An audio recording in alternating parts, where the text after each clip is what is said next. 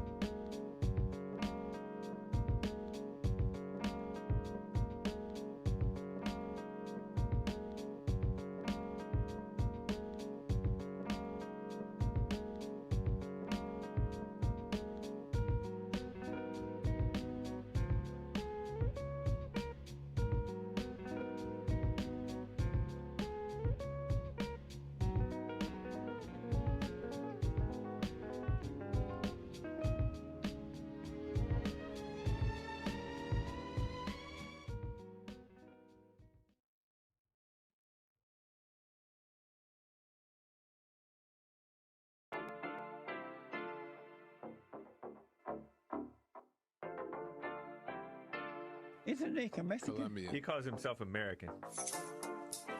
What is this? Anchor Baby. And in this corner, it's the American Anchor Baby. Daddy's home. That's an offensive term. People find that hurtful. You mean it's not politically correct? Excuse me. I'll use the word anchor baby. You know, he's an anchor baby in Canada. Tell him we still rolling with Trump, too. Anchor baby, the whole thing sounds horrific. You're just making it sound like immigrants are these horrific, greedy people. Ustedes pueden aceptar mi negocio o aceptar las consecuencias. Plata o plomo. So you would be considered white, in my opinion. You the blackest one in this room. I think so. And what happened was his mama got pregnant on the other side of the border, and then a few hours before, just before it was time for him to pop out, she jumped across the border and let him fall on America's soil. So he became the anchor baby. You don't call him the anchor baby for nothing. Amazing. We like this anchor baby, right?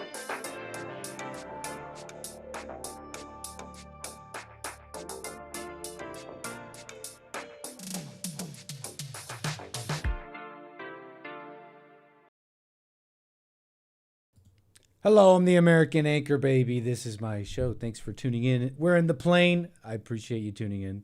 Taking it easy up in the sky for a moment with all of you. And you're with me. Let me say hello to the people, okay? Let's do a little hello. Let me not mess with the mic too much. Okay, there we go.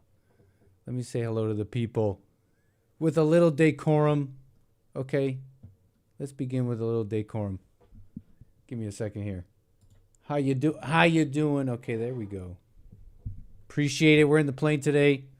Taking it easy. Not much to I don't know if there's much to like cover, but there's stuff. I've mined away the most interesting things. Hopefully we got a little bit of this and that, but like what's happening? I mean, I want to see what you guys are talking about. But first, some decorum, okay? Let's not get too ahead of ourselves. Let's say hello to the people on rumble.com/American Anchor Baby. The people here on YouTube. You're saying hello. You're showing those manners while you're being invaded. Despite being an anchor baby, I understand your fears. That's why you must keep the manners, keep the decorum. Say hello. Click the like button. Don't be rude. But you can also call in. That's 844-900-2229. You got something on your mind, something you want to talk about. Let's see here. That's good right there. So that's the number. Some of the housekeeping for those that want to call in. And and that's pretty much it with the housekeeping. I swear there was something else. Nit, you're my favorite invader. What's up, chat? People. The people. Yes, I do appreciate it. I was just seeing some of you guys. We got Canada in the house. From Mexico. We got Mexico in the chat. Is that true? pulling up the ladder one migrant story at a time. You know it, American Native. Unabashed, unembarrassed ladder puller. I feel like ladder puller is like a little bit, what's the word? Vindictive? It's just the right thing. I feel no way about it. You know what I mean? Like, yeah, get him. But we have been talking about migrant stories. We might again, but kind of not really a set story. So we're gonna run down some of this. Some of the best stuff I thought I saw, okay, out there. Partly why we're in the plane. Yes, thank you. Oh, sorry, I'm just still reading you guys here. Hold on. We'll get going in a moment. Buymeacoffee.com/anchorbaby. We'll get to all of you. Your super chats. Your rumble rants. He calls himself Moroccan. I saw a whole bunch of me's in this Morocco invasion. I'm like, what are Moroccans? I mean, like, I guess they're supposed to be African. But I'm like, they just look like a bunch of diverse, ambiguous anchor babies.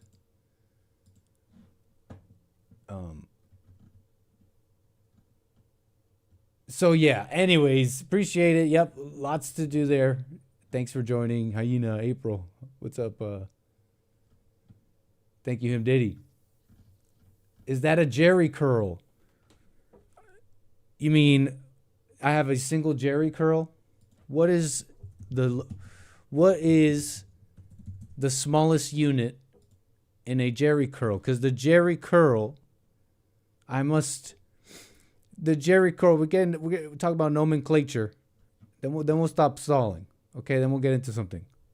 But this is important. Jerry curl. Is that a Jerry curl? I mean, the Jerry curl, that denotes the entire hairdo, right? Can we agree on that nomenclature? That would be the whole hairdo. But what is the smallest unit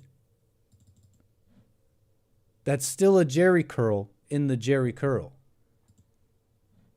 I'll say it's none of those for me. I think what are some of the requirements? I think certain products.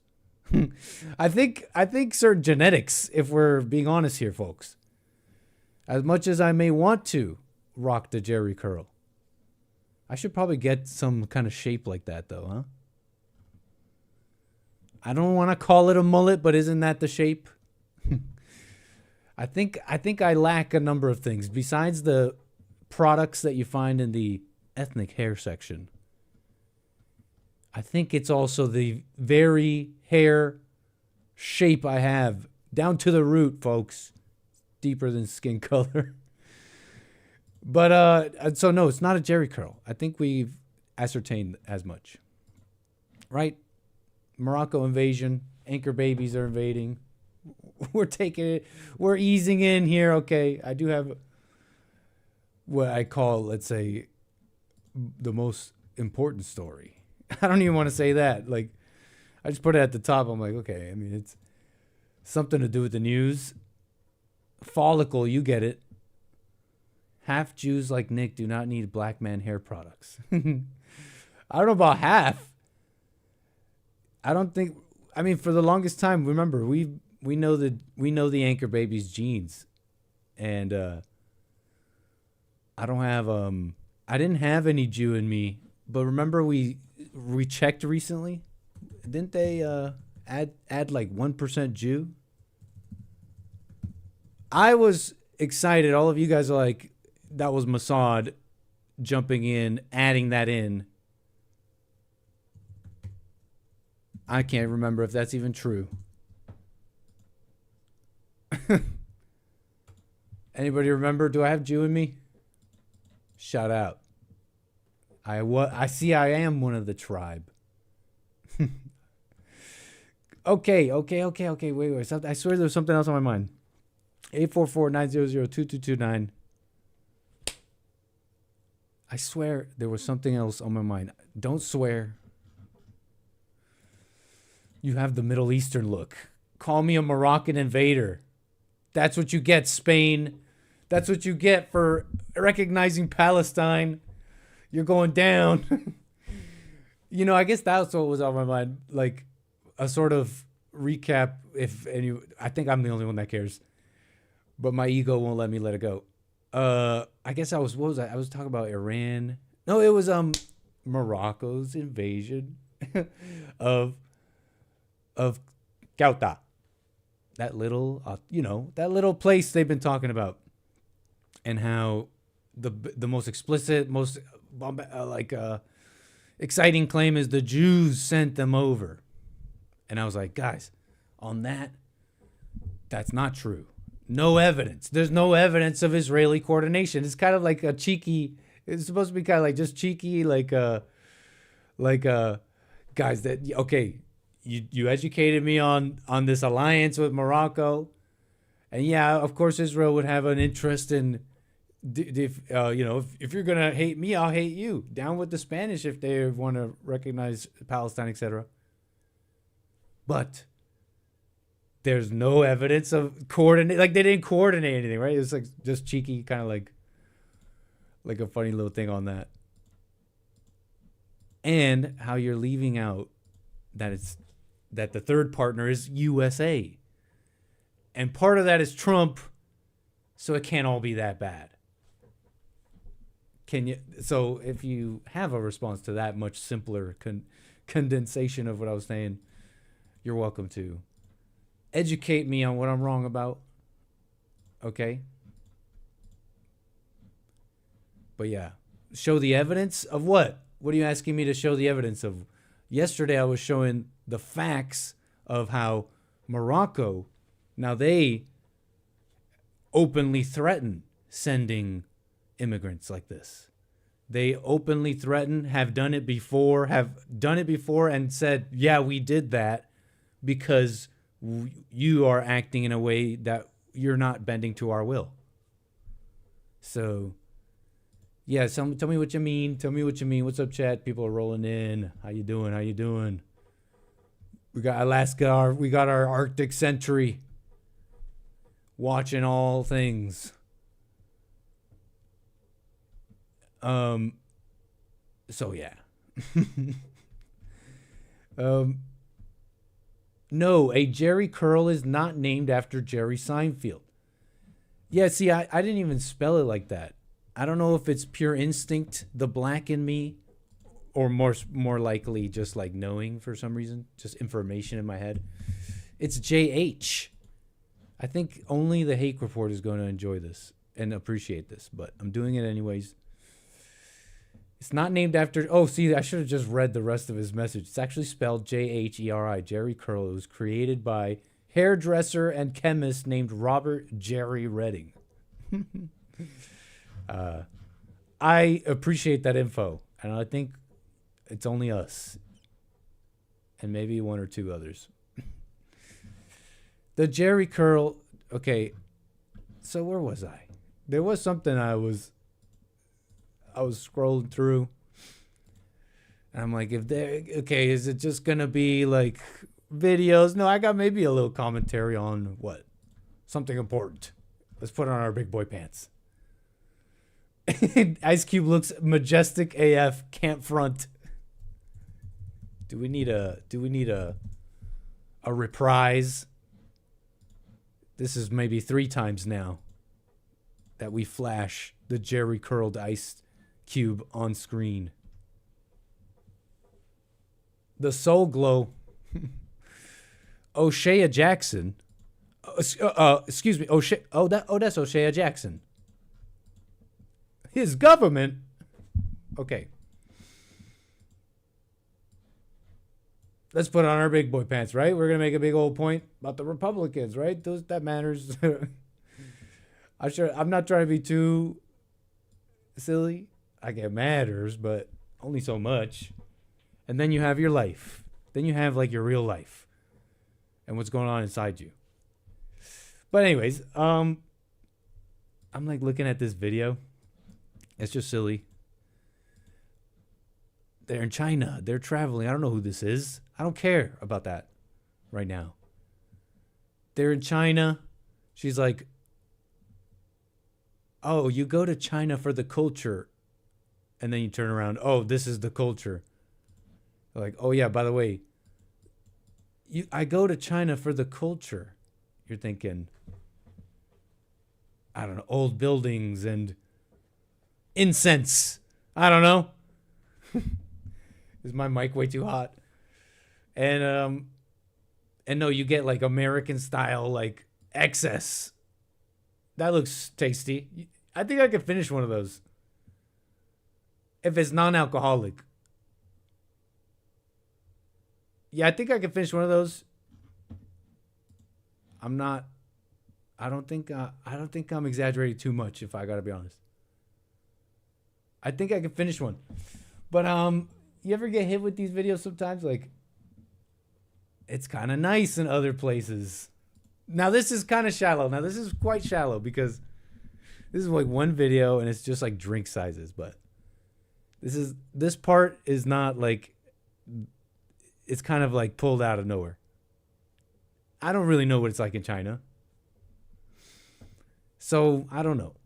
I do know that there is this pretty interesting stat. Okay, how many completed skyscrapers China has versus the USA, and how the world actually collects this data. There's actually a couple of organizations. You know, I've heard this before. They got like 3,000 completed skyscrapers in China, only 900 in America. Like, they're way ahead. Blah blah blah. I don't know if it's that simple. You have to account for like population, but some would say, well, China lies. Actually, they got like a couple of international agencies that use like satellite data and other things to ascertain these things. And so that's the like agreed figure, 3,000 to 3,600 completed skyscrapers. I don't know. I see sometimes these videos, it says turn your volume up. It says I'm almost at the red. It keeps telling me I'm like way too hot here with my volume. I'll try. Anyways, I just get these videos sometimes. Do you ever get them and you're like, it's kind of nice in other places. Kind of shallow, but maybe it is. And excess is kind of a shallow thing. They make fun of the USA, but it's kind of awesome. And without just like put morals aside for a sec. Like the excess of the USA, I mean, it has brought on probably pretty terrible things, but we still enjoy it. And you don't want it to necessarily you don't necessarily want it to end from the abundance side. Maybe the people can like improve, but you don't necessarily want the abundance to end. And the incredible abundance of America has like allowed us to bend reality and tell people that women and all these other people are just as, there's no difference. They are just as good, smarts. There's no difference in people. And you just got to pay them. Just pay them. Don't even consider like actual skill, like all the things that matter to reality itself. We can now put a blindfold on reality, Lady Reality, if we must personify her. I don't know. I made her a woman. And like put a thumb on the scales of like everything.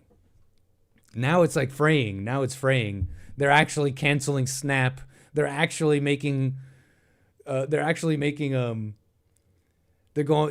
back on and removing like Medicaid and Snap for millions and millions of people. I say, yeah, sure. That's partly like real people in charge, but it's also partly, in my opinion, maybe kind of blackbilling the waning American abundance. Okay, so I'm not making any points about China. Are they actually better? But these are the things I thought about when I was watching some of this, right? Now, this part is actually, I think, realer. This next part I was thinking about now. Affordability. That's like a major topic coming up. It's been the topic with inflation, post-COVID problems, and now this war. It's been a very it's a wedge. It's everything from like, you know, somewhat real issue to wedge issue for political reasons. And so the Republicans, I think they have like a certain mindset or response to this affordability stuff. Things are too expensive. What are you going to do about it? Grocery prices, etc. That's kind of been a conversation that is brought up also some even nastier riffs in the American culture besides race this time. Imagine that. But some nasty riffs that exist and resentments, kind of deeper ones that are brought up besides the like people's individual lives that they're unhappy with. This stuff's getting more expensive and etc. It's brought up some deeper riffs like the boomer and the like parent generation and younger generation rift, like a major resentment there. They tell the older generation tells them to just like, don't complain. Why are you complaining about anything? You have it better than ever. And here are the stats. They'll give them the stats. I should start it more with the younger generation. They'll tell them, we got problems. You know, we can't own homes. Here are the stats. You don't get it. Our lives are different than your lives when you were growing up. And it's funny that the older generation responds to, and now they're responding with stats. They're telling them, you don't understand, the dollar and the amount of technology you got today makes you way richer than anyone with more money 125 years ago as a minimum wage earner, etc. You know, I don't know. Maybe they're both right a little. I'm not too sure. But these are some of the resentments, some of the things coming up, and why it's an effective wedge issue / issue, whatever, for people, blah, blah, blah. That's kind of the setup for the midterms that are coming up and all that. Matt Walsh was responding to, okay, he says establishment Republican, but I actually don't know who this David Harsiani is. Doesn't say he's like a senator or anything like that. But I'm going to give him the benefit of the doubt because I've seen some of this from Republicans, establishment Republicans, I guess.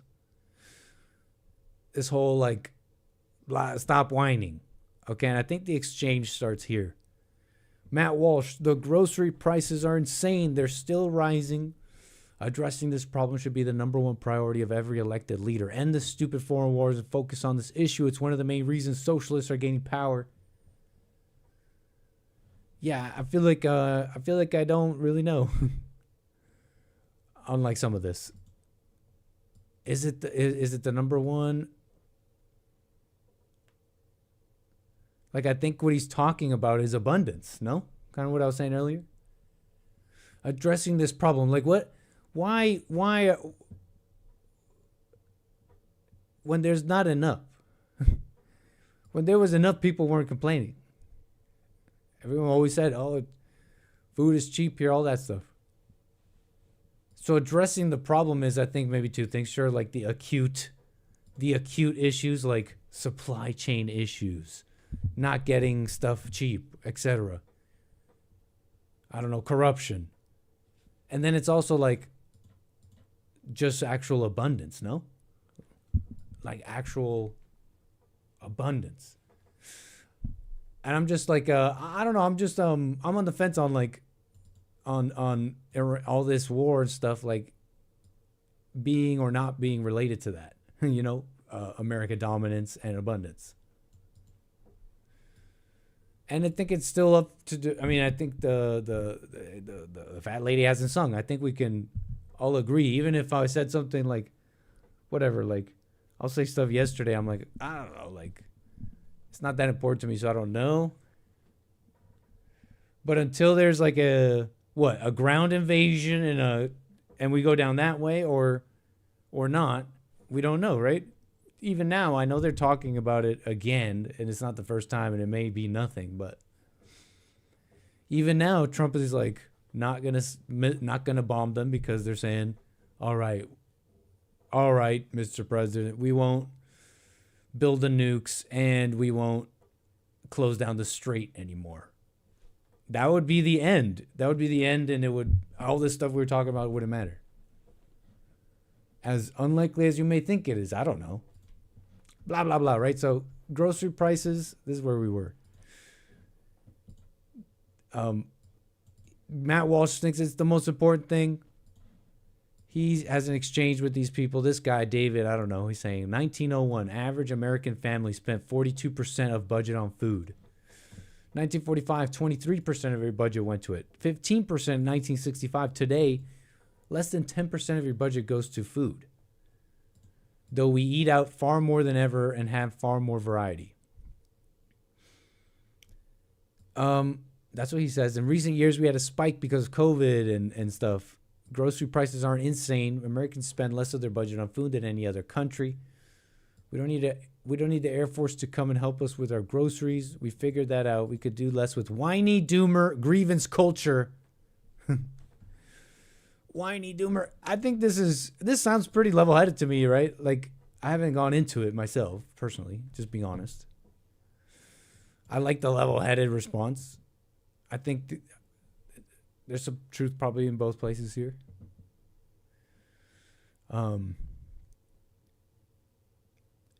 But here's what I wanted to say, because I haven't ascertained that.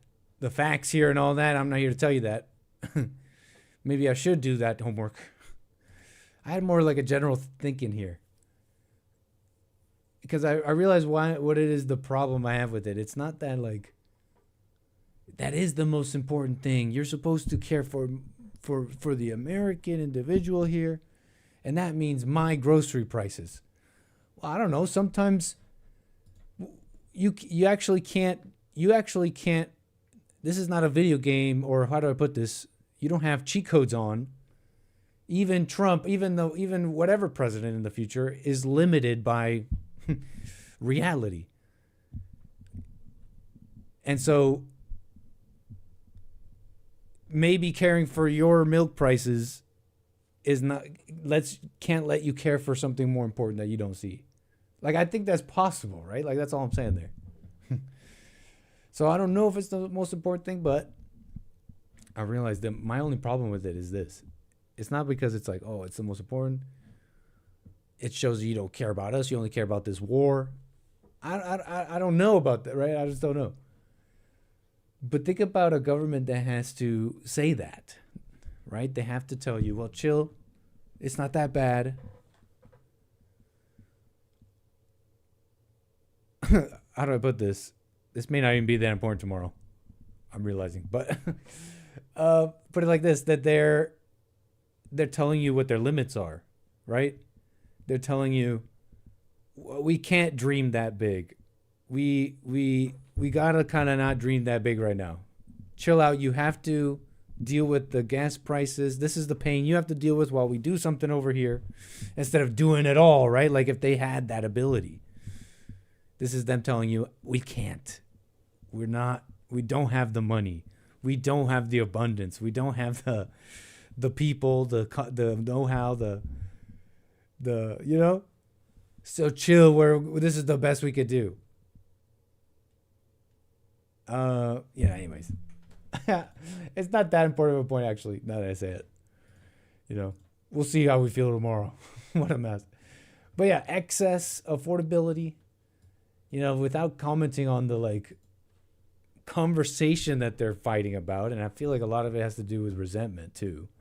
Besides the facts, how much was it? Like, are people better off today?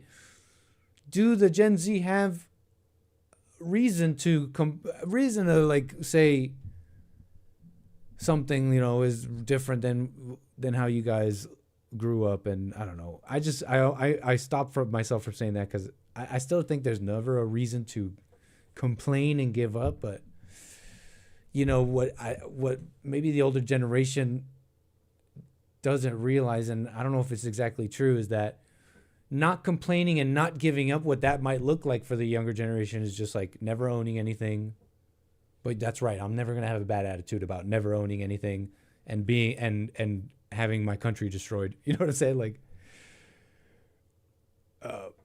but so I don't. Without making a comment on that, I'm just thinking in a bigger sense. It shows maybe like their limits. Their limits of imagination. With the Republicans, if there's a criticism there, right? Like chill, like we can't work on that. We can't. Okay, we just can't. We literally can't. We actually can't help you there. Yeah, excess. I mean, they're trying their best here. I don't know if this is desperation / I think it's a little bit of both. I mean, more on the like. I think more on the. We got just people who want to make things work in charge a little bit, but it's also a little bit of, the coffers are running empty. We actually can't redistribute as much as we want to redistribute all this wealth to the minorities, from the white people, from the competent to the criminal. We don't have the money. I don't know which one it is, but they're trying. Over 4 million people are no longer receiving food aid. This is the stuff that made all that expensive anyways, by the way. That's how that got expensive anyways.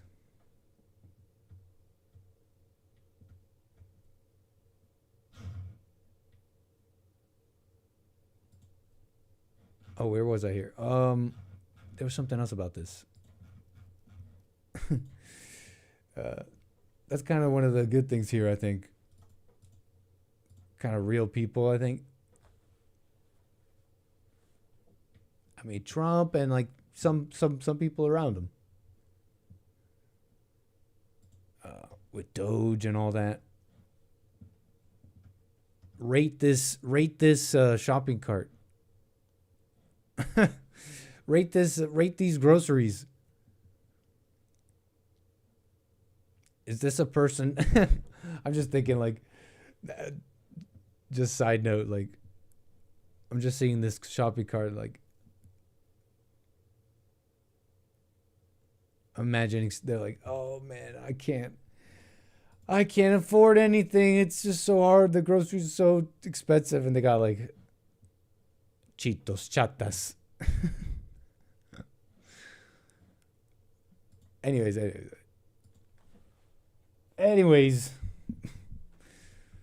Has anybody been to China? Does anyone know? Is it amazing over there?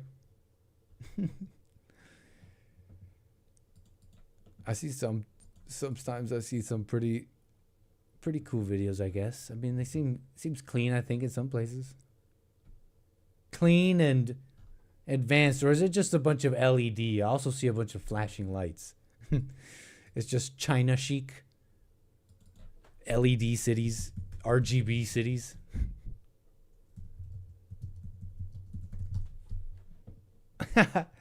Well, I just typed in China RGB city.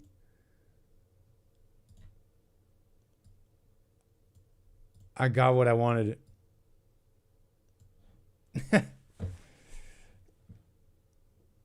Why would I ever go to China? I don't know. To see the world? To see some... to see some ancient stuff. I don't know. I say this as I play this like... I don't know what I'm looking at. LED city.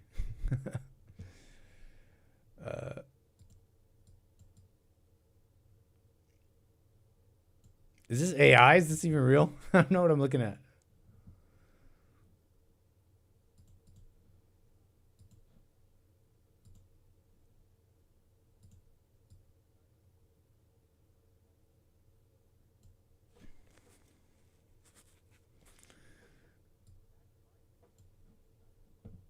I don't know. He calls it a dystopia. They say like, oh, it's a dystopia over there with... I mean, maybe it is. But, I hear those communists, they could be pretty communist, probably to their enemies. But they're not very. It's arguable how communist in terms of like economy they really are. AI surveillance. I'm down with the flock cameras. No, I'm mixed. I'm mixed about the flock cameras. I'm mixed. I don't get why it's a private company. I don't understand why can't the state? I mean, isn't that how we're... If the cops are the state, right? It's like private companies aren't our cops. So I don't get why it's like this private company that gets to put these up. And it's there. So they own the database too. They own the database and all the data. I don't know. I don't know if I quite get that. Like, why can't just like the government do it? I mean, just to not, unless I'm wrong about that. I mean, it just seems like if our cops are like that, it just seems weird. But besides that, I mean, bro, flock needs to be stopped. You're saying, but at the same time, it's like you don't see like they're like all in on diversifying. I don't like them because they make the government more powerful. I mean, those are fair arguments. Like all of AI has that issue that it's going to make those who adopt it, far more powerful, far more consolidation of power. But it seems like things are getting chaotic. They're telling you to defund the police and all that. A part of me almost like is like, yeah, let's, flock like AI cameras, let's get these people. But my only problem with that is that our government doesn't want to get those people. Those actual criminals. They want to leave them out, give them low bail. And if they're like black or otherwise, they basically didn't do anything wrong. So if it wasn't for that, then I'd be all down. But if it wasn't for that, then maybe even the people in charge who made it that way, it wouldn't even be happening. So maybe we wouldn't need them. But as it stands, it's like they're it's like it's a globalized America. America's Singapore now. It's Singapore now. We have multiple races, and you can't have an open society with multiple races like this, with too atomized of a culture. You can't have a permissive open society. What I mean by that is like where people govern themselves, where you have open kind of free spaces and without like strict laws and strict punishments. Very strict punishments for even small things. We're Singapore now. And I heard Singapore was with a strong hand, with an iron fist, because they too at one time, or I think still are, a multi-ethnic, chaotic place that was going to ruin. I heard about some leader who like wrestled it into. Anyways, that's what I mean by Singapore, USA. But and that's how I feel about flock. I mean, it's hard. That's why I'm mixed. Flock you. I'd be down to catch them all.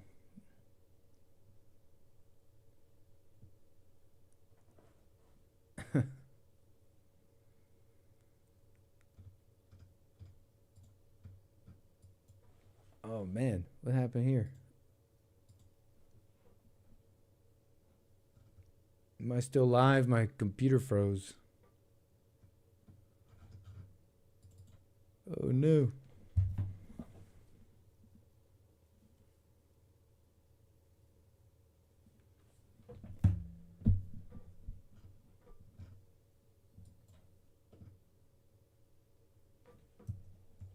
Okay, I think I'm live.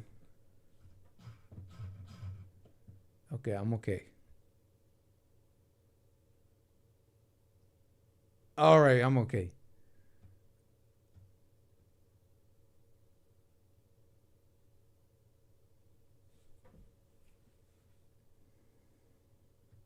Freedom of us, huh?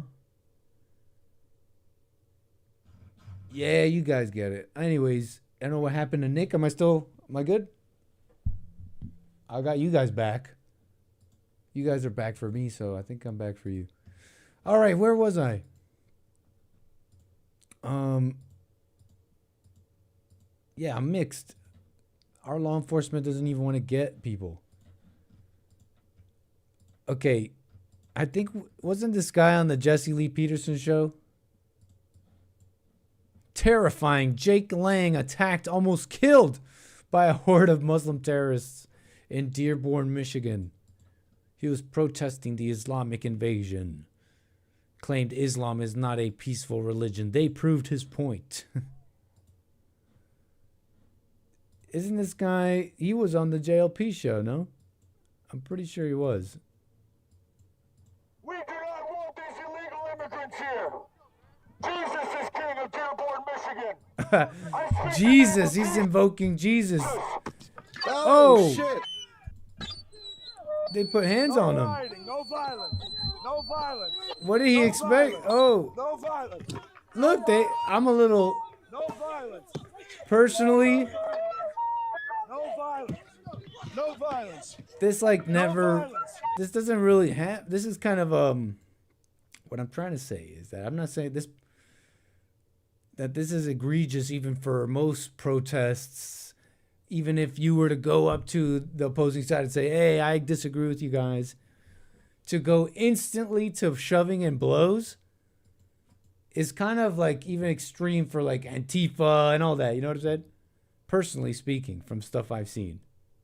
And that's not even me supporting Jake here. I mean, I've seen some of his stuff before, and I don't really like...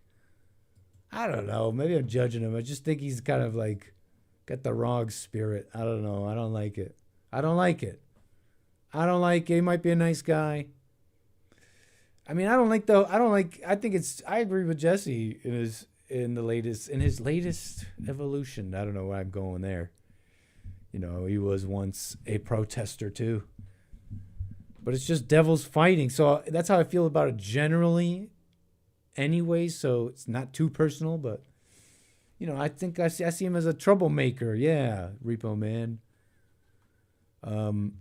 Is he Christian? I thought did he say he was Jewish on the Jesse Lee Peterson show? Jake Lang, because I just laughing because he was like, Jesus is king of Dearborn. He may be an absolute Christian. Jake Lang has a Jewish mother, according to Jerusalem Post, but has publicly renounced Judaism to align with far-right and Christian nationalist movements. Okay. So that's how I feel about it. I have to say that, like, these guys are so bold. It's like there's no laws for them. Even the Antifa people are like, they're hidden, they hide their mask, and then they try and get a swipe in sometimes. Or if they're all masked up, they'll go all out. But first they try and get it really going. They're like, oh no, he hit me. Like they, in like a really, just like a nasty, like, you know, you put your head down and then they barely move their hand. It didn't touch you at all. And you go, oh, and you start like really making it up. Like there was no pretense. There was no pretense with these Muslims. I think they're Muslims. With Jake here. They just go straight to look. They go straight to attacking him from behind, not playing around. Oh shit! I should have laughed. That's not funny, right? It's just almost a comedy show that how foreign it is. How foreign it is, really, to be quite honest. No violence. No violence. Look at him. It's straight to blows. No violence. No violence. You think he cares, buddy? No violence. That was 3 punches ago, dude. Wrong culture. I don't know what to say there, right? Like wrong culture, I can gloat in many other ways, right? No violence. No violence, no violence. That's not what. That's almost comedic. It's like no violence, flying knee to the face. No violence. No violence. No violence. Flying knee to the face. He hikes up his dress. Yeah. He hikes up his Mohammed dress. Violence. I'm being on purpose, okay, Muslims. Okay. Can we mess around here? Okay, he hikes up his Mohammed dress. Look at this. He's like, no violence, and he goes flying knee. Religion of peace strikes again. No, it shouldn't happen to him. Don't get me wrong. Like, it's just, you can't, that's just like almost perfect comedic timing. Like, it's just, and I cannot like Jake Lang here, but it shouldn't happen to him. I cannot like what he does, but I don't think this should be happening at all. It's even more shocking. Apparently, I don't know. So here he is. Okay, he's running away now. He's getting stuff thrown at him, rocks. Look, hands on him. Finally, he gets to some cops. He's like, okay, these people will protect me, right? These cops will protect me. Look, he's trying to get into this vehicle. They don't care that these are cops. These are cops. They're still punching him. Look at it. It looks like just one woman cop here. Obviously, nothing's gonna. There's not much she could do. Sure. I don't understand why a whole bunch of more cops didn't just swarm in and arrest all these people. They're on camera. They're on camera assaulting him in front of a police officer.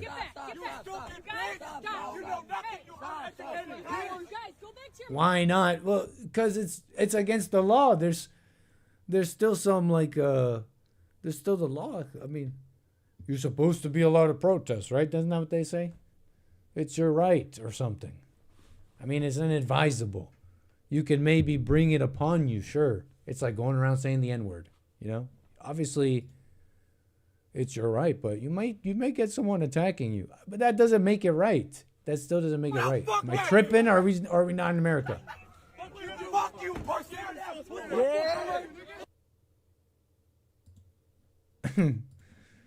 So anyways, so that's why I'm mixed about Flock, okay? It'll be a Moroccan-looking anchor baby. They're going to get away with murder. Doesn't matter if AI gets them. And it's just going to go harder against, like, white people or something. Or just, I don't know, law-abiding citizens.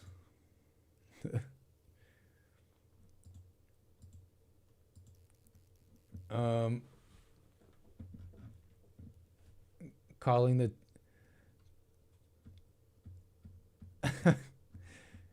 you know what I mean, like that looked like a dress, but it's not a dress. It's male dress. It's male garb, I think Muslim garb of sorts.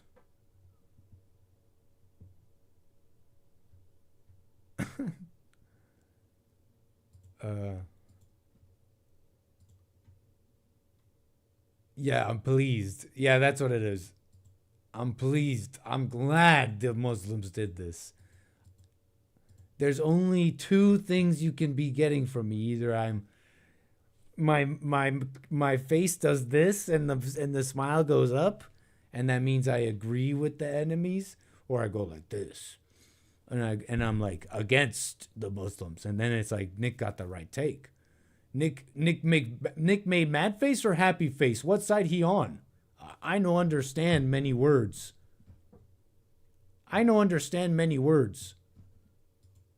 He make happy face. He must like Muslim. Ooh, ah. Do Muslims lip point too? I don't know. That's a good question. I don't know. That's a good question.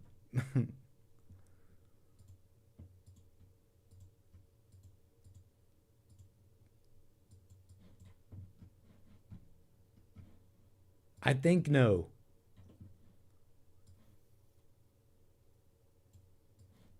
I think maybe even the Spanish don't.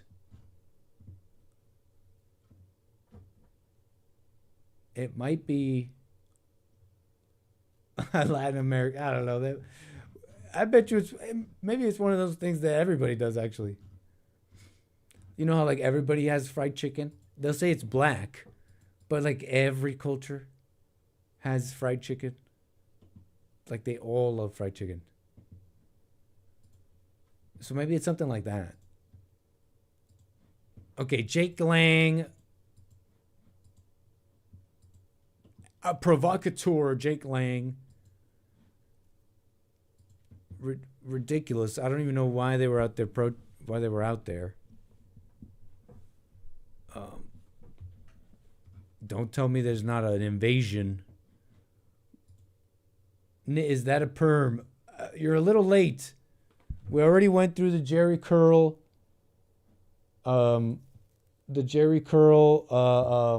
Research. No, I woke up like this. That's crazy how it's doing that. But it is natural, I must say.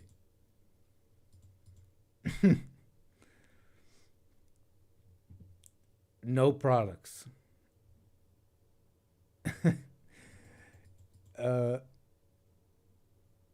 Oh, it's some kind of mosque being built in Texas, according to Repo Man, possibly. Possibly. Are they still going after this guy? Remember this guy? Jew-hating Cornell student. I forget exactly what he did. It was like a job interview, I think, right? Someone reached out to him. He had initially applied, I think. And then he said, oh, actually, I don't work for Jews or something like that. I don't work for Jews. Probably not smart. Probably not smart.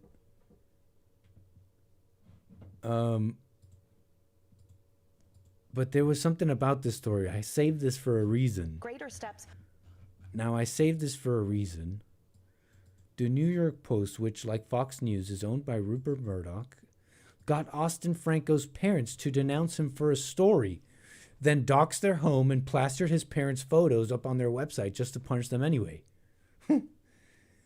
I'm reading this. I'm like, oh, yeah, I remember this guy. Is that a little much?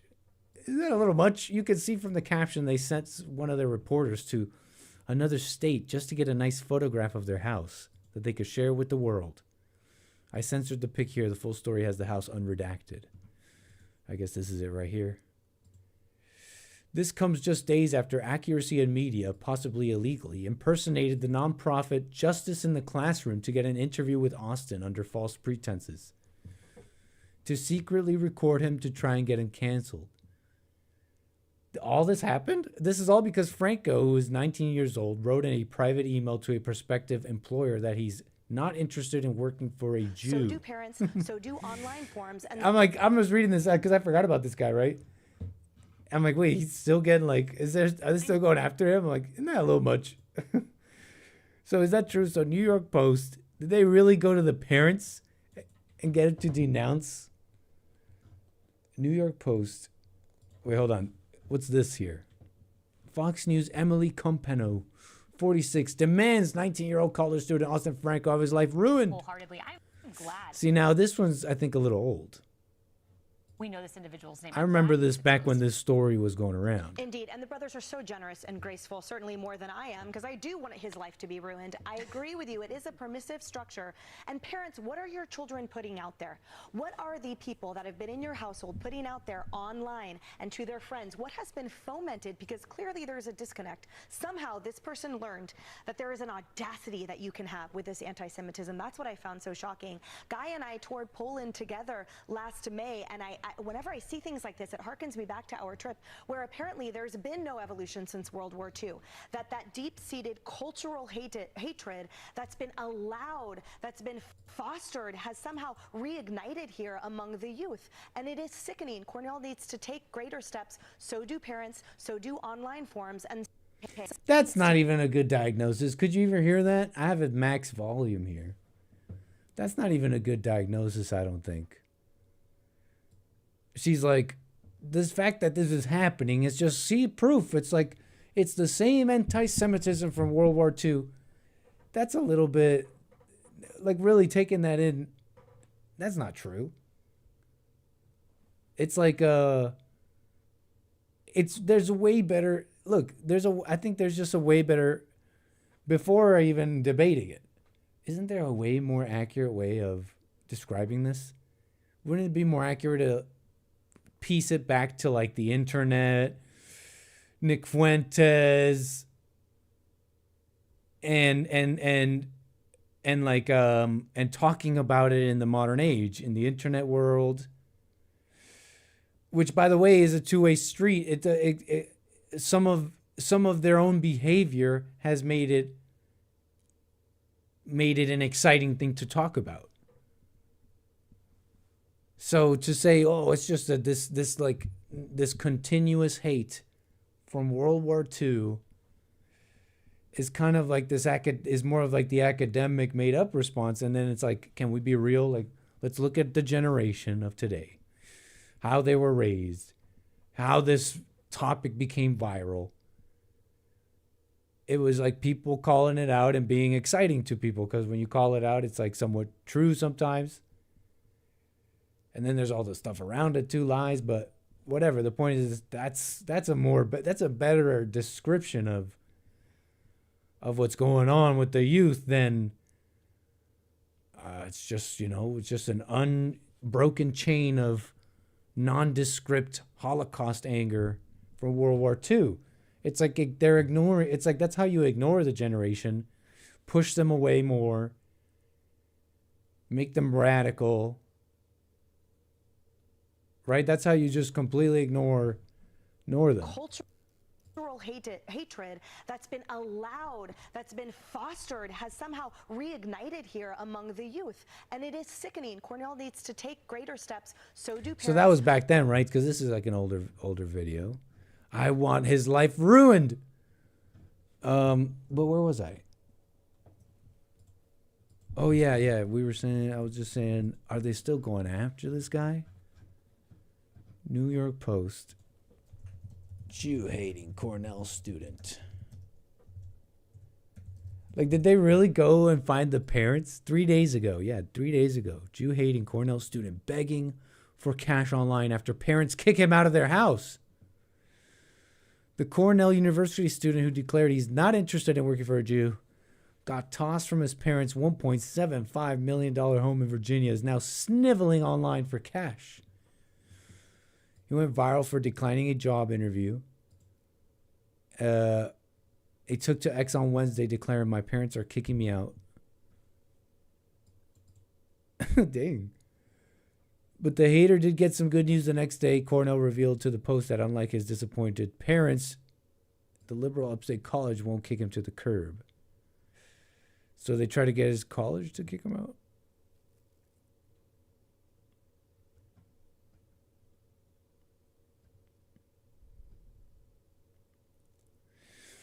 I have reiterated my parents do not share my views. It seems they no longer wish to provide me with a home to live in. I do not regret anything I have done. If I were to die today, I would at least know that I did so believing in myself. Thank you, and may God be with you. Like, it's like, I don't know. I think it's like an overreaction everyone's overreacting here. I think it starts with his overreaction, though, if we're being honest. It starts with his overreaction. There was no logical reason to have said that to that employer. Oh, I don't work for a Jew. It starts with his overreaction, but I think everybody else overreacted too. Like, how many people all day say, "Oh, I'd love to work for a black person," or "That's who I can't have a boss that's not black," or something like that. Or I hated working for the boss who was white. I've literally heard stuff like that. And then in the parents, it's like, what is like his like opinions about stuff have to do with, like, I don't know, being like, I don't know, not a criminal. What am I trying to say there? Just like trying to mama his, I don't know, opinions. What a mess. Kind of a mess of a story, no? But whatever. There's just no logic to him saying that. I gotta be honest. At the outset. But man, this is pretty vindictive a little, no? You'd think you'd let it go. Did New York, did they go to the parents? Where am I getting that from? Because this post is saying that journalists went to Austin Franco's parents to get him to get them to denounce him.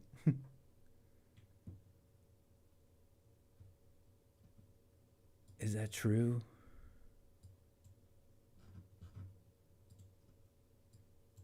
They seem to have a lot of information about the parents. They put their names, how they were Cornell alums, and what they do. And okay, so right here, look. They told the Post that they found their son's behavior reprehensible and believe he's fallen victim to dark online influences. Wow, and then the New York Post links to a San Diego mosque shooter. It's like,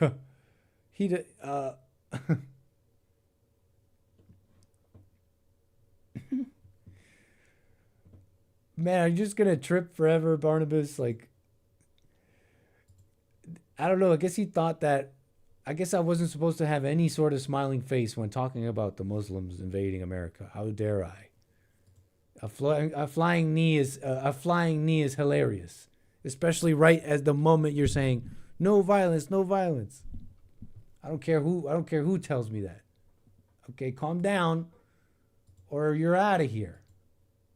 I don't know. Maybe that's no patience from me. Maybe I'm wrong for that. But that's how I feel. That's so annoying. Don't be so obtuse. Or maybe you do get it and you just still don't like me. Then so be it. Same answer both ways. You're out of here. Maybe it doesn't matter. But anyways, yeah.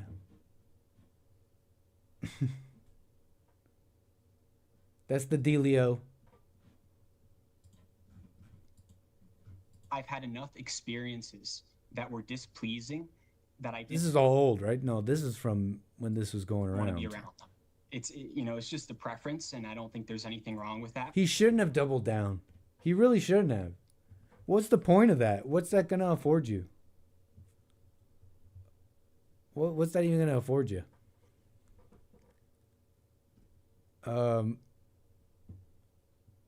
anyways, this is all old now, right? If you had Piers Morgan, I forgot he did this. I don't think he should, and it sounds like he's doubling down. I just and trying to explain it, like there's just certain people you don't want to be around. Like, dude, they're not gonna get that. Freedom of association. You think that's gonna, understand? It's my freedom of association, and you're gonna couch it like with Jews, like that's not gonna work, man. And I'm assuming, right? I'm assuming that he's just simply like doing this for freedom of association. It's really not a hatred of Jews at all. I'm even assuming that, but midgets. I don't know. It looks like he doubled down. Not smart, man. Let's say you're around 10 midgets. This is not what white people should be doing. This is not like waking up. And all of them are really waking up is dropping like the being. You can like maybe act a certain way, sound ideological maybe even, but like knowing like what the freaking point of the game is. Like running the institutions that have been corrupt and taken over. What institution are you going to run when you're on Piers Morgan doubling down, saying, no, you don't understand. It's like there's certain people you don't want to be around. If you had a problem with Asian people or midgets, right? Like, let's say you're around. No, wait, did he really go on Piers Morgan and say all this? I didn't even know. See, it's not just if it's Jews, if it were Jews, if it was midgets, if it was purple people, then it would be purple. I would be saying, I don't work for purple people. He really did that. He really did the whole, if it was midgets or purple people, I'd have a problem with them. But it just so happens to be Jews. Like, no one is understanding that. It's just a preference, and I don't think there's anything wrong with that. If you had a problem with Asian people or midgets, right? Like, let's say you're around 10 midgets. right? And all of them are really mean to you. They step on your feet, right? You're gonna say, okay, I don't want to be around you anymore. And if your boss is some, Is this really the same guy? Wait, am I tripping? Piers Morgan speaks to the Ivy League student who's viral for not interested in working in Jews. Yeah. So imagine you were around about 10 midgets and they were all stepping on your feet. You would hate them too. Never a reason to hate, buddy. You're already wrong.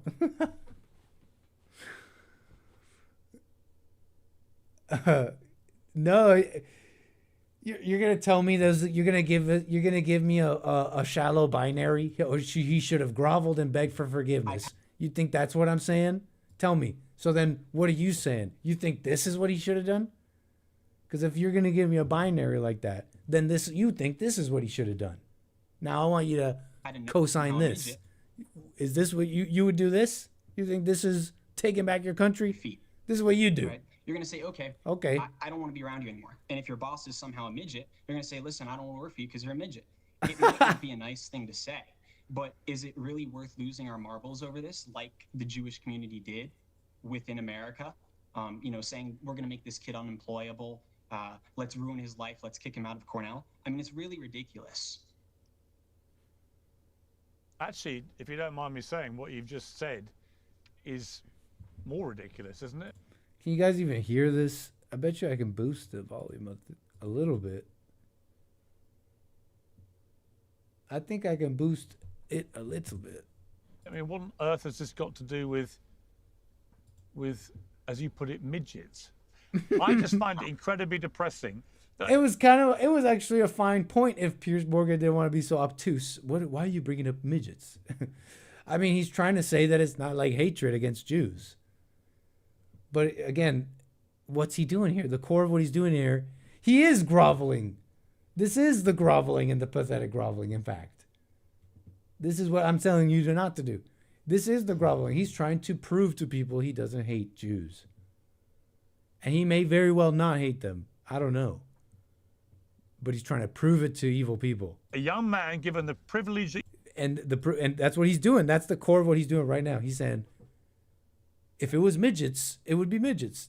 What is the core of that argument? You're saying, I don't hate Jews because they're Jewish. It's like a more fair thing that I hate them for. It's their behavior. And anyone can behave badly.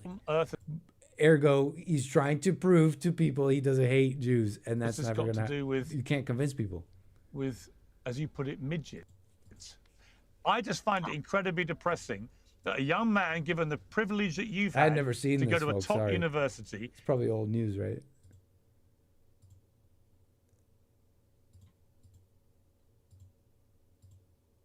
People around the world who see a young, arrogant kid who wants to brazenly espouse anti-Semitism in interviews like this. And shame on you, and shame on everyone that has made you like this. And you know what? I was prepared to give you a bit of a fairer to a huge number of people around the world who see a young, arrogant kid who wants to brazenly espouse anti-Semitism in interviews like this. And shame on you, and shame on everyone that has made you like this. And you know what? I was prepared to give you a bit of a fairer hearing about the people calling for you to be cancelled and unemployable and so on. Honestly, that is an option, though. Not about groveling, but that is an option. Those are his options. He could, fine, he could double down and be like, you know what? It's over for me in a more strategic way. I'm sort of out in a sense. I'm sort of out in a sense. There's no more being normal in like any professional sense. So I'm going to make the wedge that I can and point out how these people are overreacted. How can they just destroy someone like this for, a mere comment or whatever? But also, and your ego won't like it, but it is an option and the other option is to realize his mistake. I messed up. I shouldn't have said that. And now I got this target on me from people who are willing to go far above and beyond more than what's fair. You understand? And And for that reason, I will apologize. I will apologize and try and go back into, you know what I mean? Like,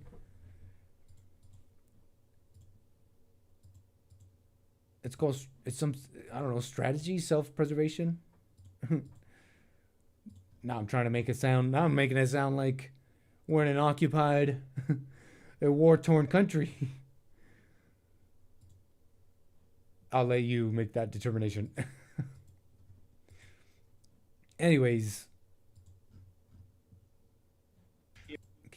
I cannot hear a thing.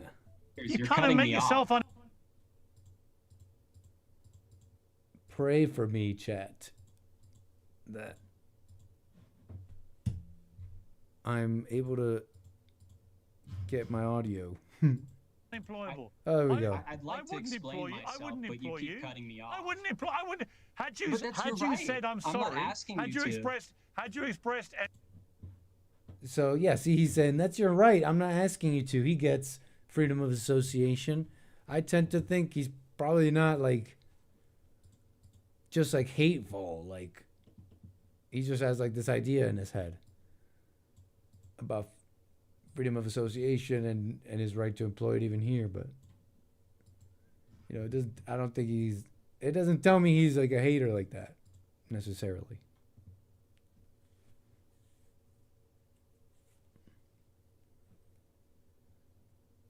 Okay, folks. Oh, check it out. 844-900-2229. I think I got somebody out of Minnesota. Hold on. I think we got Minnesota on the air. Who am I speaking with? John. Hey, what's up, John? Minnesota. Appreciate your call. You're on the air. Hey, Nick. How are you doing, buddy? No complaints, man. All's well. Right on. Say, man, I've been just watching your show here this afternoon. And what a mess. That's all I got to say. How are we going to fix the culture if we're all separated like this? I mean, how do we fix this? No, there's no. I mean, go ahead. My bad. I was just watching back. You were saying that one guy was on the Jesse Lee Peterson show. I remember seeing it. The guy that was attacked in the street. Yeah. Talking about, you know, Jesus is king and this and that, and he was physically attacked. And then I saw you were talking about this kid. He's talking about midgets or whatever that stuff is. But it just seems like everybody's so separated, man. And there's so much hate. And man, how do you fix the culture when it's like, what is the brass tacks to fixing this? And can we fix it? I mean, what are your thoughts on that? No, if I knew that, I'd be the one doing it. You know, come on, man. No, for real. Listen to this. Because yeah. I'm not saying that, and I'm not saying that to say that there is no way. I actually think there is a practical response to even our situation. I've read about countries that have been in even more chaotic and more diverse and more separated situations than ours, and a strong hand got them through it. But that doesn't mean that, I don't know, that America that you're talking about in the past, it will come back. I'm just talking about in the practical way. But again, to go back to my answer, if I knew how to do that, whether practical or even in the true deep way, like really like fix people and I don't know, they don't hate each other. If I knew that, I'd be doing it. You can't, the only answer is like yourself, you know, like what can you do? What can I do about my life and my environment? And that's really like the realest thing. Everything else gets pretty phony pretty fast. Unless you know exactly how to do it. You know, notice everybody's always looking, what's the even this affordability stuff and the incoming socialists, now that the Democrats are going full socialist and they're getting elected, resentment politics is like is like a big topic. And it's like, what do I not have?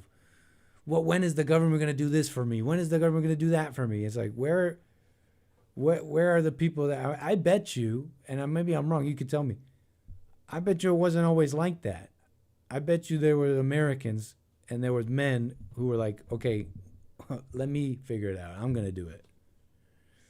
So, yeah, I don't know. For me, it's like a mirror thing, you know, like, how do we fix the country? How do we fix the world? How do we fix anything? It's got to be you. Yeah, absolutely. But how do you get people to understand that they need to look inside to figure those problems out? I mean, I did it through self-reflection, you know, through discernment and through hard work. And, you know, like Jesse always talks about, you know, if you're working if you work for somebody in this country and you work hard and you set an example in front of everybody, the culture changes. Like, people see, they're inspired by people, they're inspired by the person who's, you know, standing up and just trying to do the right things. Doesn't matter what you do for a living. You know, whether you go out and you have to clean toilets every day or whatever it is, you know, you do the best you can with that job, and the reward is service. And it just seems to me there's so many people, because I'm in the industry, I have a lot of employees under me, and you have to lead by example and show them that you're willing to do everything that they will do. And through that service, I feel like people start self-reflecting. And, you know, is it something we're missing? Our leadership is missing an opportunity to, you know, show people that you can make it.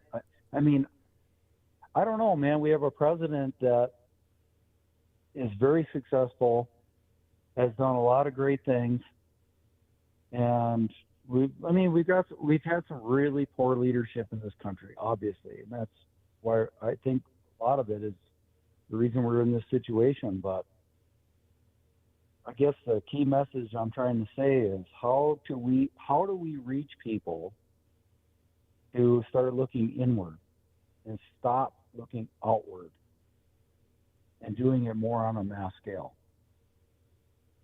How do we do that? I mean, that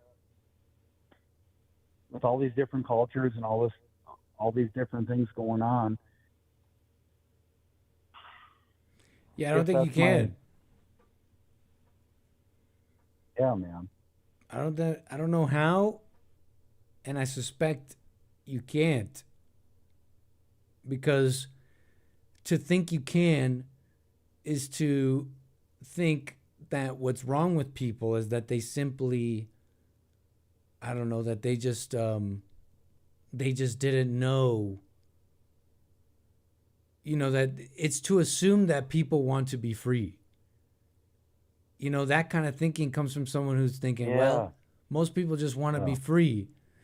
But when you have been when you've been maybe working on yourself, right? When you've been working on yourself, maybe paying attention for a while, you notice actually people don't want to.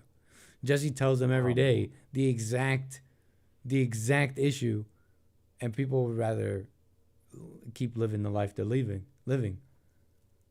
You know, they love to live in their hell. Right, and it also tells me that you're thinking, well, because you're like, oh, you're right. You know, to change the world or whatever, you got to start with yourself. But it requires, you go back into the intellect. Well, but that requires, you know, a pretty large number of us doing that. So how do we increase that? But that implies or it implies, I think, that the individual saying that isn't really working on themselves, because I think you quickly find out when you do that the world can go to hell. The country can go to hell, maybe even. But yeah, you'll be okay. I know it sounds maybe a little, I don't know, like rose-colored glasses, but I mean, how do you think people back in, I don't know, when Rome was falling, And that was probably a pretty nasty transition. I mean, how do you think people got through that? It's like, well, I don't have enough people around me looking into their into themselves. I guess it's over for me too. No, you know what I mean? Yeah. Yeah, absolutely. And it baffles me. You know, I was talking to a friend the other day about, you know, somebody just blah, blah, blah to my face, talking just to talk and nothing real to say. And in my head, I'm just like, would you please just shut up? You know? And I see it every day, all around me, constantly. And man, I don't know. Maybe through this, our school system is so screwed up too. Like, why don't we start teaching our youth how to think? You know, instead of what to think. But if we don't have leadership that is pushing, and I don't want to say pushing that agenda, but maybe pushing more of a free spirit, but at the same time, man, that can be chaotic too. So, man, I don't know. I just wanted to express that opinion and, you know, my thought on that. But fair enough. It just seems like, thanks, man. Yeah, man. Of course. It just seems like everybody's so divided. Everybody's in their little cliques and their little groups, and they're all programmed. And it's just like NPCs walking. I mean, you see it. I see it all the time. Why did you stay in that conversation?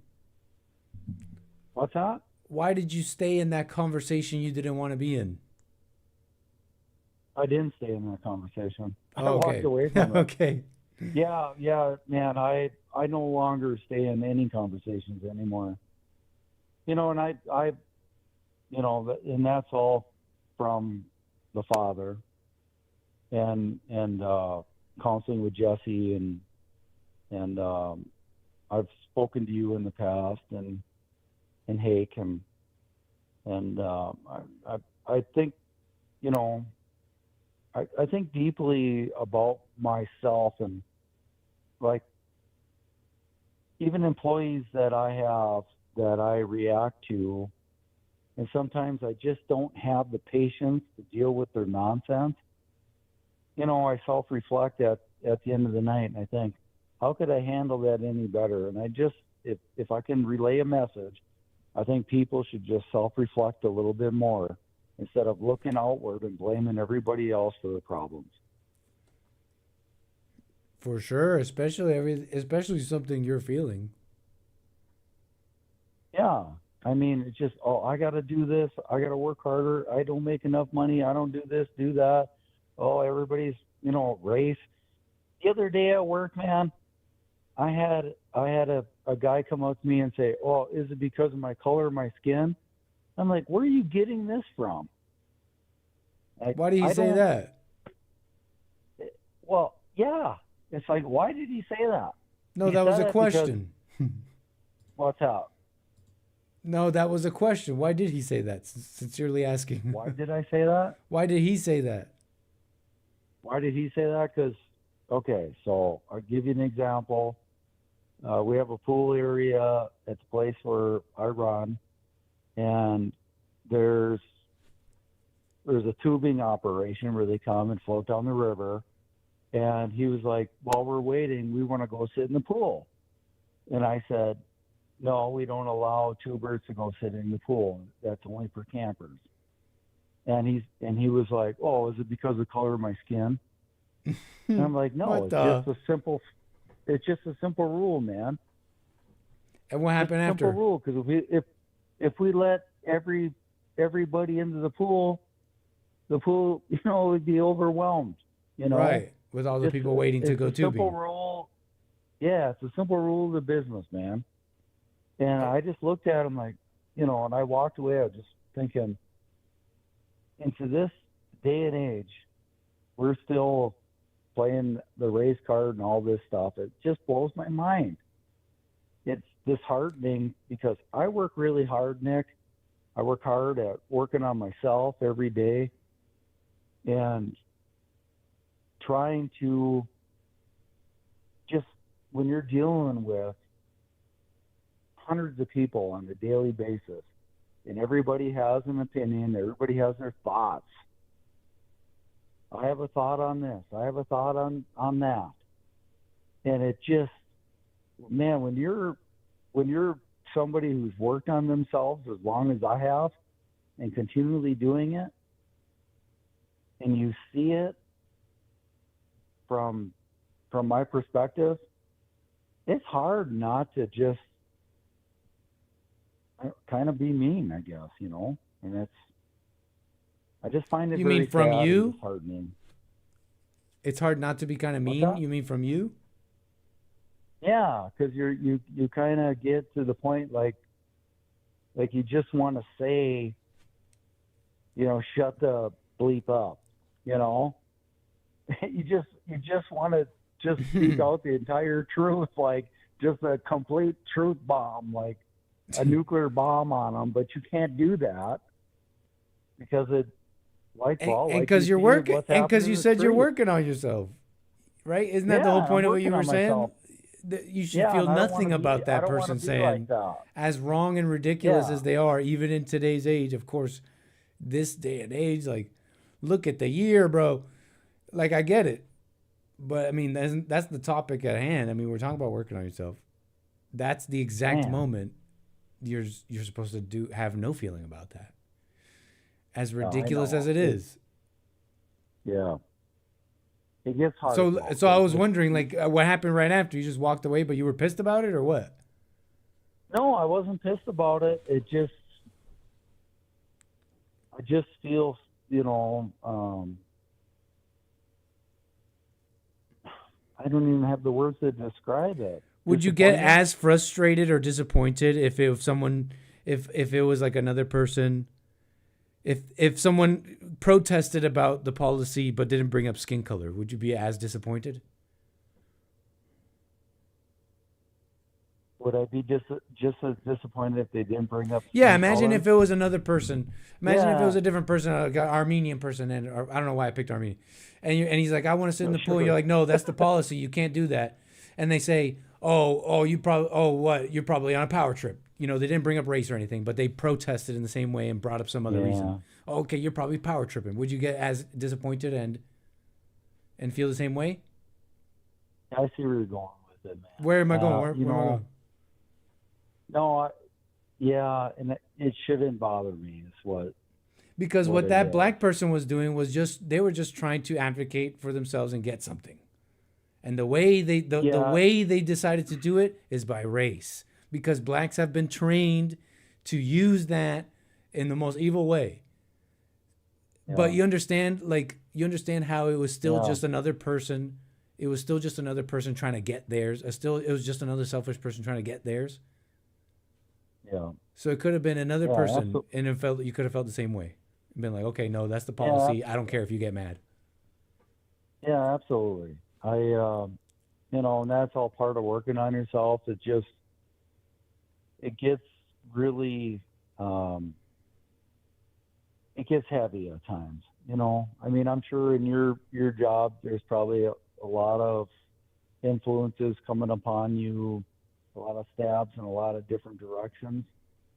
And yeah, man, you got to compose yourself. But not about You know, 'cause this. they're trying to, Never about they're trying this. to get a reaction out of you, you know? I know, but never. I gotta be honest. Never about this. The stabs I get, it's like I shouldn't be hateful. I shouldn't be angry or far more personal and closer to me, like someone I know, and me believing they believe something about me or something. But the racism on the media, the way blacks feel about America, the Muslim invasion, I think they're terrible.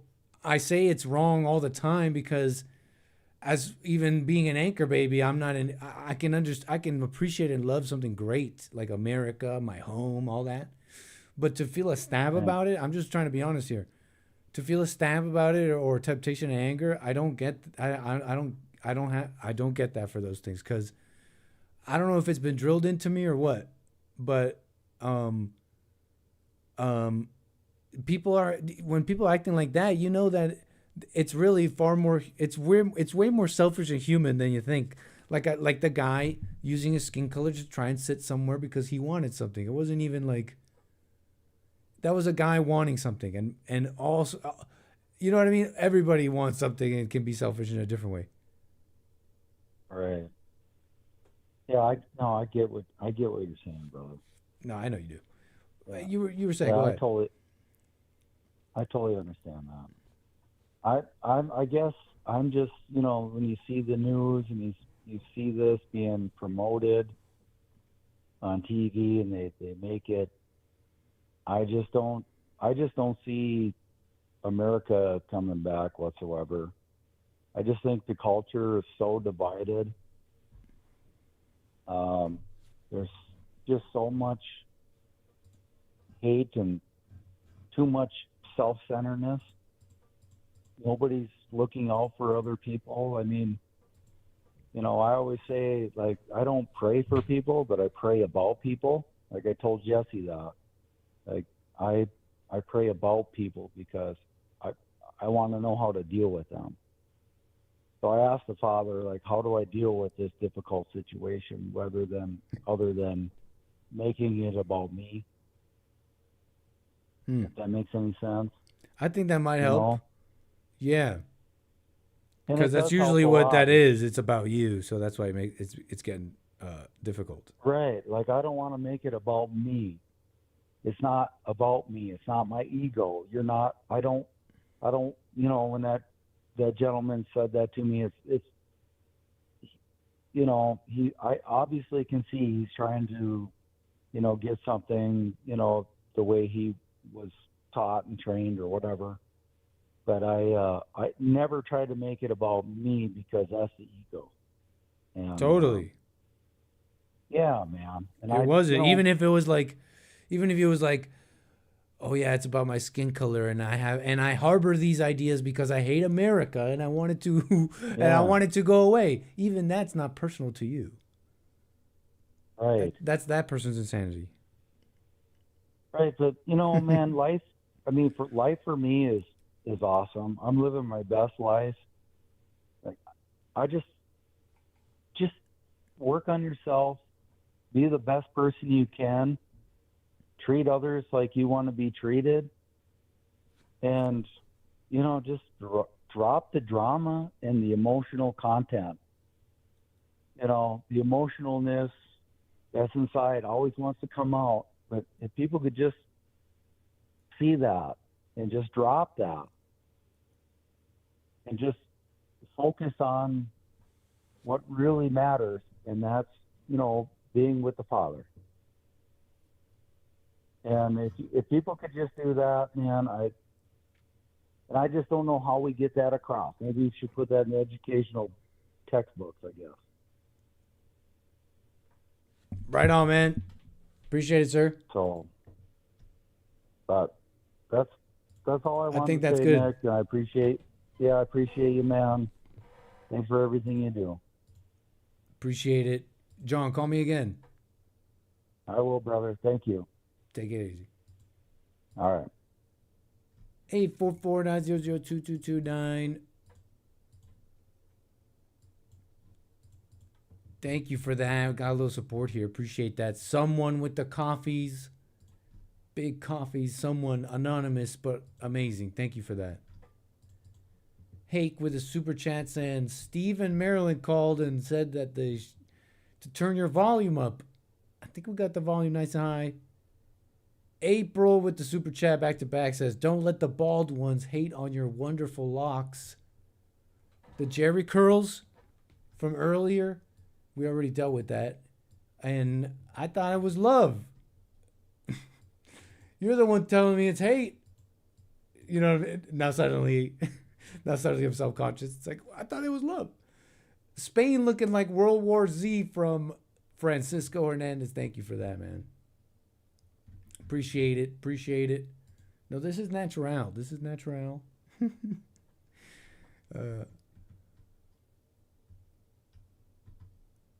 I just remember Nick.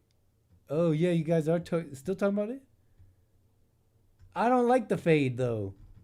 I don't like it. I don't like it. No. This is like deliberate. I don't know. Maybe it's. I like the curls, but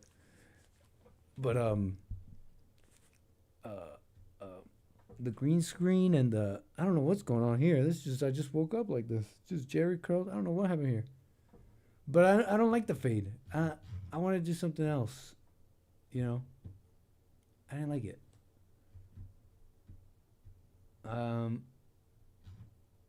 Kind of low. Really? I thought I'm here blasting at red. Appreciate the super chats, the support. What's up, y'all? Jules, thank you for that. All right, folks. I don't even get that. Got them Martin Luther locks, my cuh. I don't even understand that. Martin Luther locks. Did Martin Luther King have locks?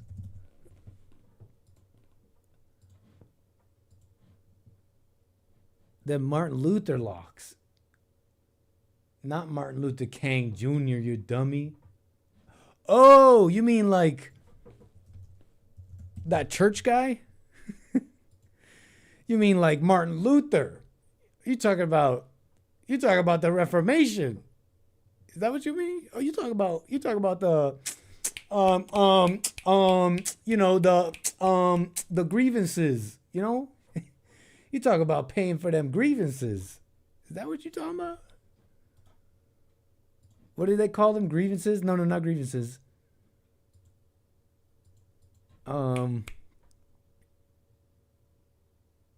Indulgences. You must be talking about them indulgences. Is that what you talking about? Not Martin Luther King. Yeah, bro. Ian Alpha. I didn't know he had curly hair. Oh, we going back to the Reformation. Okay, we talking about curls. Martin Luther. Just call me Martin Luther. What do you call that hat? That's what I want to know. When did that happen? Do you say reform the church? October 1517. Okay.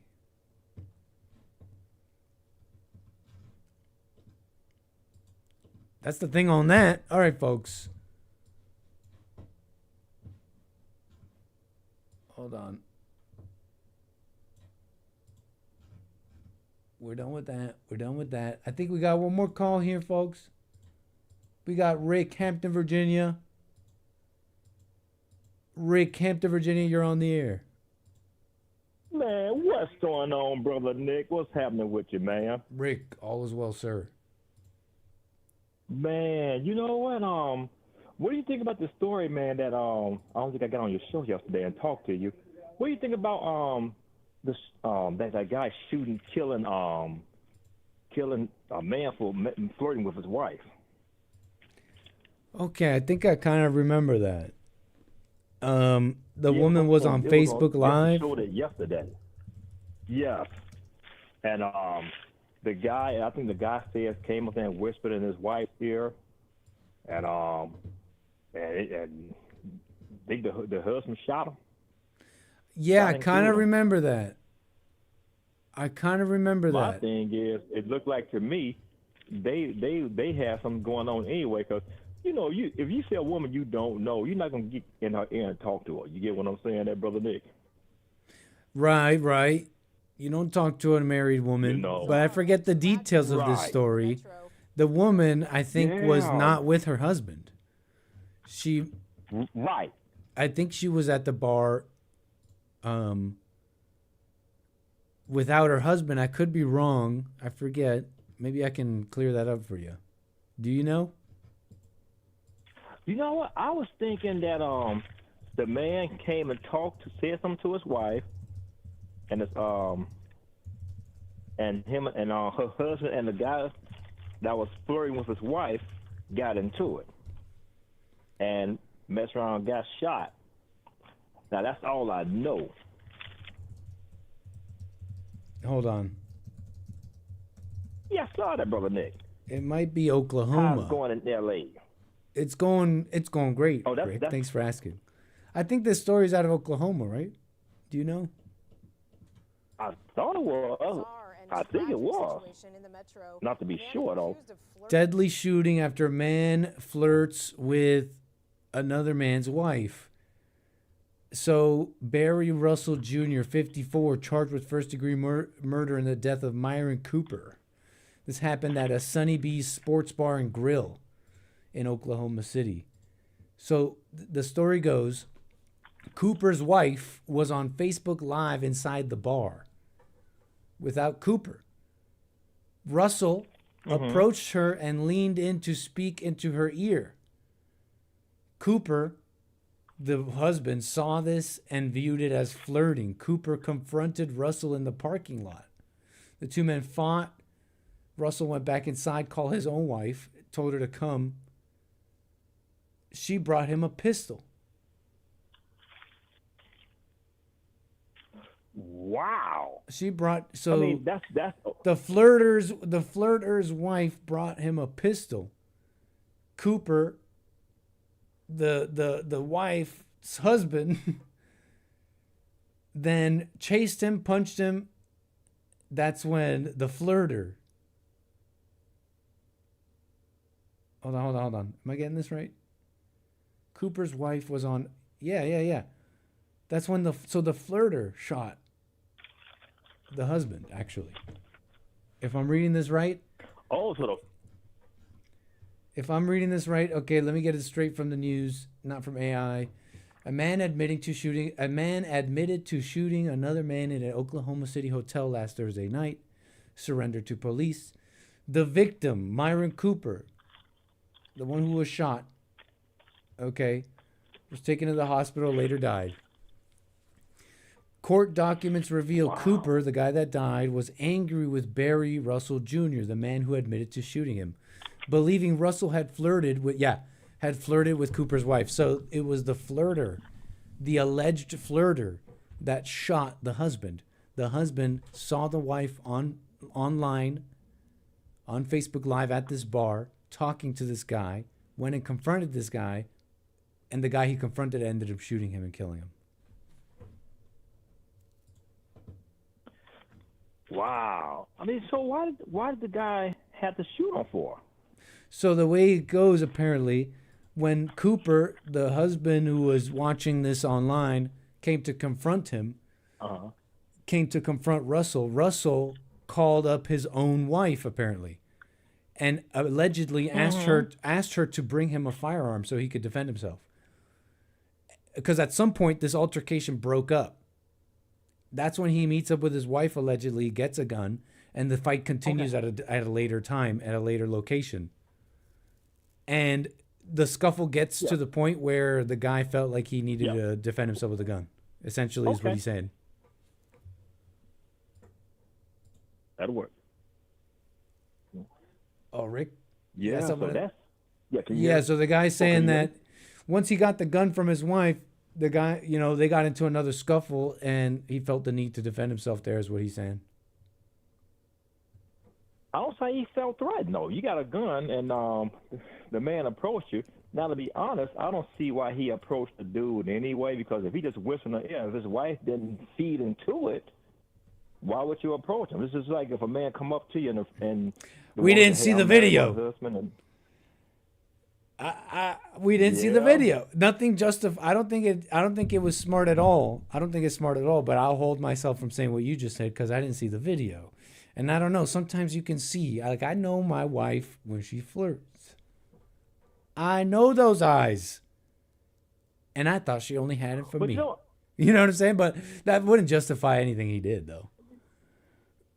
Right. I mean, I'm just saying, I don't know. I mean, if he saw it on live, that's what I was saying. If he saw it live, and he's watching it, so the guy go talk to his wife, and if he sees it live, he could have seen how she responded. You get what I'm saying, brother? Right. Right. So he saw it. If he's watching it live, he can see what's going on. So if he saw that his wife refused him, I mean, just like if he saw that his wife refused him, or did she entertain it? You know. You bring up a good point, because either way, in your scenario, you still shouldn't respond the way he did, because if it's one, she entertained it, then you should be taking it up with her. Or if number two, if she didn't entertain it, then there's no issue at all. There's no reason to even confront the guy. Right. Now that's my point. I mean, if she didn't respond, then what reason no issue for him to approach him in the first place? Yeah. That's my argument. You know, I've seen that in guys sometimes. They'll see maybe some impropriety between the woman, because it's a two-way street, but they'll go extra hard against the man, and I suspect, you know, they fear their woman, which is common in men. You know, men are territorial when it comes to their women, and so are women. You know, and but my thing is, like I said, if he saw it on live, he should have saw the whole exchange. You know what I mean? That's what I'm saying. And that's then, right. Did his wife entertain it? She entertained it, like you said. He should have went after her. You know? Yeah, I'd take it up with her. That's my argument. You know? Yeah, take it up with her. If you know, like I saw you on live, entertained it, and you used to make like those eyes 10 years ago when I met you. I saw them. I haven't seen those eyes in 10 years. Yep.